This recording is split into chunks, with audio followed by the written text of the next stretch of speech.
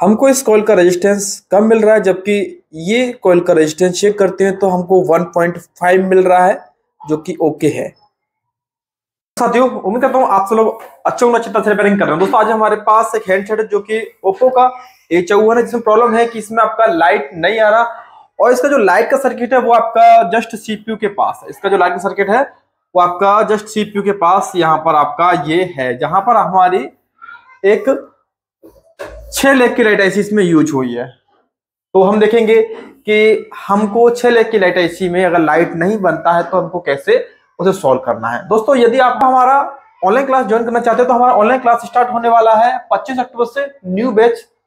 उसे आप ज्वाइन करके अच्छी तरह से रिपेयरिंग कर सकते हैं। इसके बाद यदि आप हमारे ऑफलाइन आना चाहते हैं तो जो हमारा इंस्टीट्यूट है वो आगरा में है, ताजमहल के पास हमारा इंस्टीट्यूट है और इसका जो फीस है वो ओनली 14,000 है, जिसमें आपका रहना फ्री है। ये हमारा ऑफर है नवंबर का।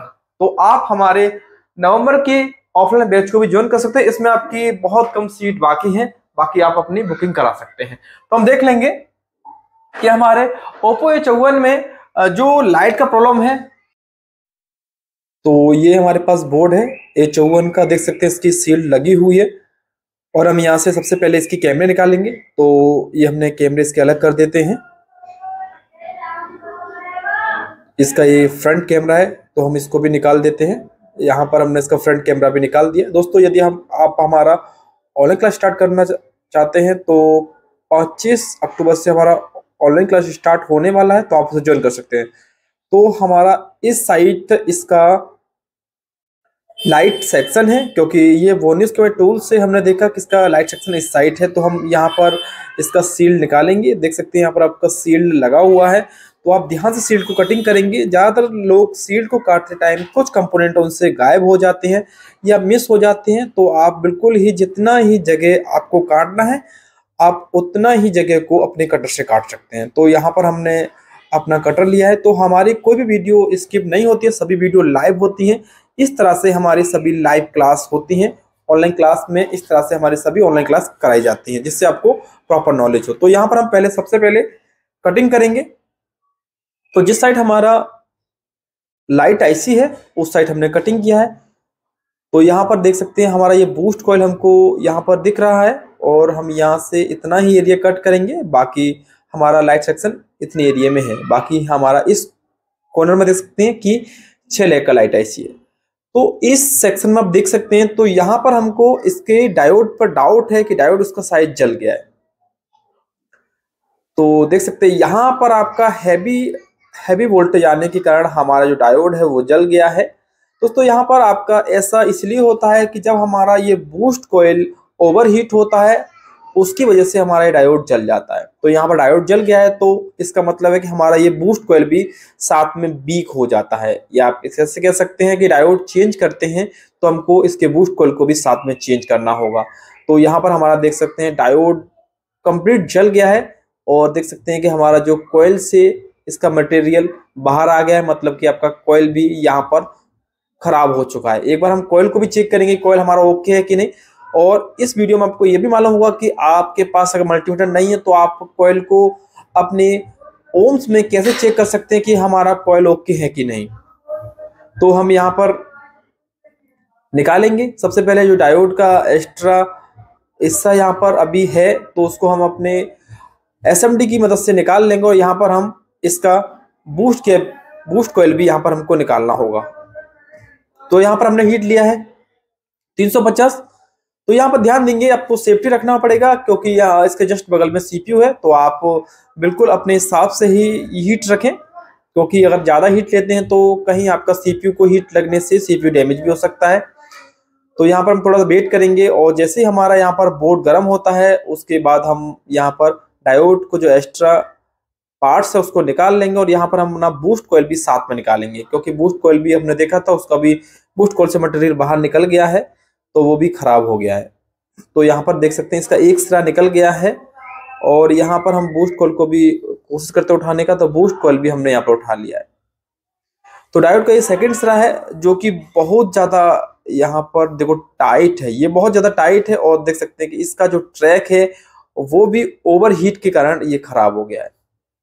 यहाँ पर इसका जो ये ट्रैक है वो ओवरहीट के कारण खड़ा हो गया है। चलो हम इसे आयरन से निकाल लेंगे, क्योंकि एसएमडी से निकालना सेफ नहीं है, क्योंकि इसके आगे सीपीयू है। तो हम इसे निकालते हैं, फिर चेक करेंगे कि हमारा जो जीआर है वो क्या है। तो यहाँ पर कंप्लीट हमने साफ कर लिया है। सबसे पहले हमको क्लीनिंग करना होगा और देखना होगा कि हमारा इसमें अभी कुछ प्रॉब्लम तो नहीं है। तो हम यहाँ पर क्लीन करेंगे और चेक करेंगे कि हमारा अभी रीडिंग क्या है। तो यहाँ पर हमने क्लीन किया है और देख सकते हैं कि सब कुछ हमारा क्लीन हो गया है। तो सबसे पहले हमको क्या चेक करना है, तो हम यहाँ पर सबसे पहले चेक करेंगे बीपीएच पावर, और उसके बाद चेक करेंगे हम इसका कॉइल का सेकंड सिरे का जीआर। तो सबसे पहले हम देख सकते हैं यहाँ पर हमारा बीपीएच पावर का जीआर आ रहा है, और जहाँ पर हमारा बूस्ट कॉइल अटैच होता है यहाँ पर हमको रीडिंग 500 मिल रहा है। तो यहाँ पर ऐसा इसलिए है क्योंकि इस साइड हमारा बीपीएच पावर है और सेकंड साइड हमारा जो हमको 500 रीडिंग मिल रहा है वो इस आईसी का मिल रहा है। जब हम यहाँ पर बूस्ट कॉइल अटैच कर देंगे तो हमको लो जीआर आ जाएगा, जो बीपीएच पावर का जीआर हमको यहाँ मिल रहा है। तो यहाँ पर हमारा जीआर ओके है, मतलब कि लाइट आईसी हमारा ओके है, लाइट आईसी की तरफ से हमारा यहाँ पर प्रॉब्लम नहीं है, ये ओके है। तो हमको सबसे पहले यहाँ पर देखिए डायोड का एक सिरा हमारा यहाँ से कट गया है, तो हम डायरेक्ट यहाँ से कैपेसिटर के को निकाल कर इसके सिरे पर हम डायोड को अटैच करेंगे। तो हमारे पास एक सेकंड बोर्ड है, उसमें से हम डायोड और अपना बूस्ट कॉइल निकाल लेते हैं। तो यहाँ से हमने डायोड निकाला है, उसमें जो डायोड लगा था वो उसके जो ट्रैक थे वो अंदर होते हैं, ये ट्रैक आपके बाहर है। इसको लगाना इजी होगा क्योंकि हमारा ट्रैक वहां पर है नहीं, तो हम यहाँ से इस वाले डायोड को लगाएंगे। बाकी ये हमारा बूस्ट कॉइल है,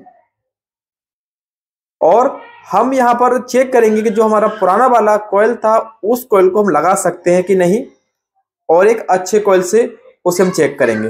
तो हम यहाँ पर सबसे पहले देख सकते हैं हमने यहाँ पर अपना बूस्ट कैप कॉइल और डायोड निकाल लिया यहाँ पर, और ये हमारा पुराना बूस्ट कॉइल है। तो सबसे पहले हम दोनों कॉइल को कंपेयर करेंगे कि दोनों कॉइल हमारा ओके है कि नहीं। अगर दोनों कॉइल का ओम्स पर जीआर या ओम्स पर रेजिस्टेंस ठीक आता है तो हम किसी भी कॉइल को लगा सकते हैं। सबसे पहले हम चेक करेंगे डायोड मोड में। तो डायोड मोड में हमारा बीपी आता है, तो मतलब पुरानी वाली कॉइल में भी आपका बीप आ रहा है, इसका मतलब ये भी ठीक है। और देखो नई वाली कॉइल जो हमने निकाला है वो भी ठीक है। अगर आप डायोड मोड पर यूज करते हैं, चेक करते हैं, तो ये गलत है, ये रॉन्ग है, आपको ऐसे चेक नहीं करना है। अब हमने रखा है ओम्स में, तो देखेंगे इसका जो रेजिस्टेंस है वो 1.1 आ रहा है, ठीक है। अब जो इसको चेक करेंगे तो इसका जो रेजिस्टेंस है वो हमको 1.25 मिल रहा है। इसका मतलब है कि इसका रेजिस्टेंस से ज्यादा है, तो इसका मतलब है ये हमारी कॉइल वीक हो गई है। अगर हम इस कॉइल को लगाएंगे तो हमारी ब्राइटनेस कम आएगा। कई बार आप लोग कॉइल को चेंज करते हैं, आपकी लाइट बढ़ जाता है, वो इसीलिए होता है क्योंकि इसका रेजिस्टेंस लो हो जाता है। इसीलिए मैं कैसे ऐसे कह सकते हैं इसका जो वायर है वो लीकेज हो जाता है, मतलब कि आपका खराब हो जाता है, यानी शॉर्ट हो जाता है, आप ये समझ सकते हैं। तो हम यहाँ पर अपना बूस्ट कॉइल और डायोड को यहाँ पर लगाएंगे और फिर चेक करते हैं कि हमारा रीडिंग ओके है कि नहीं। तो यहाँ पर हमने कैपेसिटर को भी निकाल लिया है, क्योंकि डायोड का सीधा सिरा हम डायरेक्ट कैपेसिटर के सिरे पर ही जोड़ेंगे, क्योंकि उसका ट्रैक निकल गया है। तो हम कैसे करेंगे, तो सबसे पहले हम यहाँ पर लगा लेते हैं थोड़ा सा पीपीडी। पीपीडी से बेनिफिट ये होगा कि आप बिल्कुल इजीली तरीके से इनको लगा पाएंगे, क्योंकि इसके जस्ट बगल में ही सीपीयू है, आप यहाँ पर ओवरहीट नहीं ले सकते। तो हमने यहाँ पर पीपीडी अप्लाई किया है। तो पीपीडी को थोड़ा सा अपने आयरन से यहाँ पर सोल्ड कर देंगे।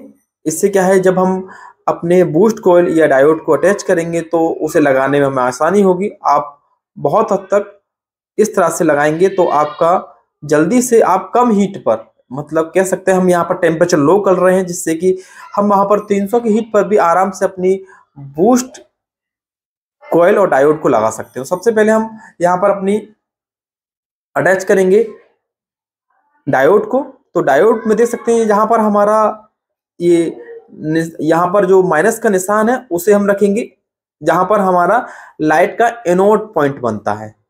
तो हमारा देख सकते हैं हमने डायोड को, जैसे डायोड हमारा लगाया जाता है, हमने डायोड को लगा दिया है, जिसका डायोड का पॉजिटिव सिरा हमारा बूस्ट कॉइल की साइड होता है, तो ये लग गया है। इसके बाद हम अपना जो अच्छा बूस्ट कॉइल है उसको लगाएंगे। तो यहाँ पर हमने इसका हीट लिया है 300। तो यहाँ पर हम इसको अटैच कर देंगे तो हमारा लगभग बूस्ट कॉइल भी लग गया है। तो देखो यहाँ पर हमारा बूस्ट कॉइल लग गया है। अब हमको लगाना है कैपेसिटर। तो यहाँ पर देख सकते हैं कैपेसिटर के लिए बहुत कम जगह है, पर डायोड के ऊपर ही हम कैपेसिटर को अटैच कर देंगे क्योंकि ये कैपेसिटर लगाना जरूरी है। यहाँ पर ये आपका इंपॉर्टेंट कैपेसिटर है जो कि आपका जो बूस्ट वोल्टेज बनता है उसको फिल्टर करता है। तो हम हल्का सा तिरछा करके इस कैपेसिटर को यहीं पर सेट कर देंगे। तो यहाँ पर आपको करना क्या है, आपको इस तरह से आपके पास आता है तो आप वहां पर डायोड, कोई भी डायोड लगा सकते हैं अपने हिसाब से, जैसा आपको कंफर्टेबल लगता है आप वो डायोड ले सकते हैं। तो यहाँ पर हमारा ये कंप्लीट लग चुका है। तो हमने तीनों चीज को लगा दिया। एक बार हम कंफर्म करेंगे कि कहीं हमने सर्किट बनाया है वो कहीं शॉर्ट तो नहीं है। तो पहले हम थोड़ा साफ कर लेते हैं और हम एक बार चेक करेंगे। तो ध्यान देना कि जब आप बोर्ड को हीट करते हैं तो हीट करते टाइम हमारा कुछ जो रीडिंग आप चेक करते हैं डायोड वैल्यू में, तो वहां पर कुछ रीडिंग्स आपकी डाउन हो जाती है, बोर्ड गर्म होता है इसीलिए। तो हम गर्म बोर्ड पे चेक कर रहे हैं। तो विविध पावर अभी हमारा अप्रोक्स 300 करीब आ रहा है और ये इस साइड जो हमको 500 आ रहा है। तो देख सकते हैं यहाँ पर हमारा कॉइल लगने के बाद रीडिंग ओके है और हमारा देखो यहाँ पर हमको वैल्यू ऐड हो गया है क्योंकि डायोड सीरीज में लगा हुआ है। तो यहाँ पर क्लियर, एक बार हम यहाँ भी चेक कर लेंगे हमको 400 रीडिंग यहाँ मिल रहा है कि नहीं एनोड पर।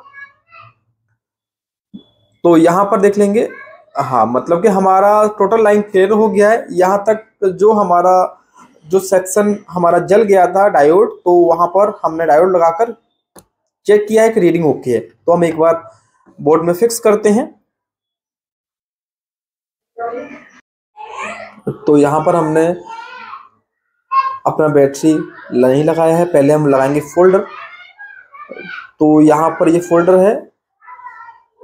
जो भाई हमारे पास लाए थे उनका कहने का मतलब था कि उन्होंने जब फोल्डर लगा दिया था उसके बाद इस तरह का प्रॉब्लम क्रिएट हुआ। उन्होंने फोल्डर को दोबारा निकाला है तो उनका लाइट नहीं आया है। तो देखा, अगर आप चालू हैंडसेट पे फोल्डर लगाते हैं तो आपके साथ ऐसा हो सकता है। तो उन्होंने चालू हैंडसेट पे फोल्डर लगाया था इसीलिए ऐसा हुआ है। तो सेट को चालू करेंगे और यहाँ पर सेट चालू किया है हमने। अब देख सकते हैं कि यहाँ पर हमारा लाइट आ गया है और ओप्पो भी आ गया है। देखो ये फोल्डर में कुछ इशू है, फोल्डर इनका खराब है, इन्होंने फोल्डर निकाला है, कुन्नी साइड से टूट गया है। तो उम्मीद करता हूँ आपको बहुत कुछ समझ में आया होगा।